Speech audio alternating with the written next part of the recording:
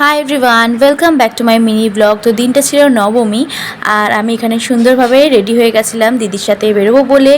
আর এটা হচ্ছে আমার আউটফিট নবমীর জন্য। আমি নবমীতে একটুখানি এথনিক লুক ক্রিয়েট করারই চেষ্টা করি। আর এখানে দেখতেই পাচ্ছ আমরা হাঁটতে হাঁটতে চলে গেলাম হচ্ছে একটা রাজবাড়িতে, কারণ রাজবাড়ির পুজোগুলো দেখতে না খুব ভালো লাগে। আর তারপর আমরা এখান থেকে চলে গেলাম হচ্ছে চোর বাগানে। তো চোর বাগানে তো প্রত্যেক বাড়ি ঠাকুরটা খুবই ভালো হয়। প্যান্ডেলের বাইরের দিকটা সিম্পলের মধ্যে রাখলেও কিন্তু ভেতরটা খুবই সুন্দর করে ওরা ঠাকুরটা দেখতে পাচ্ছ, এত সুন্দর হয়েছে। আর ঠাকুরের সাথে একটুখানি আমি আর দিদি ভিডিও করে নিলাম।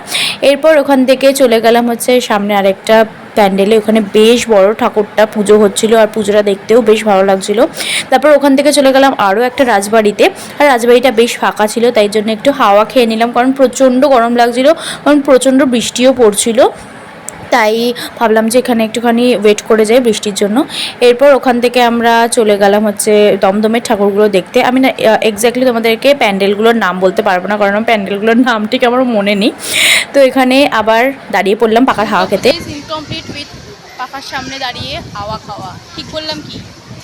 এখানে আমাকে সবাই নিয়ে ফাজলামি করছিল, ভিডিও বানাচ্ছিল, যাই না আমিও কি করছিলাম।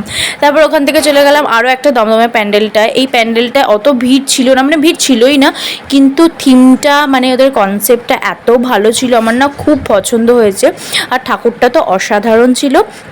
এরপর আমরা চলে গেলাম আরও একটা প্যান্ডেলের দমদমের। আর দমদমের যে কটা পুজো হয় বেশ বড় বড়ই পুজো হয়, তোমরা যারা দেখো তারা তো নিশ্চয়ই জানবে।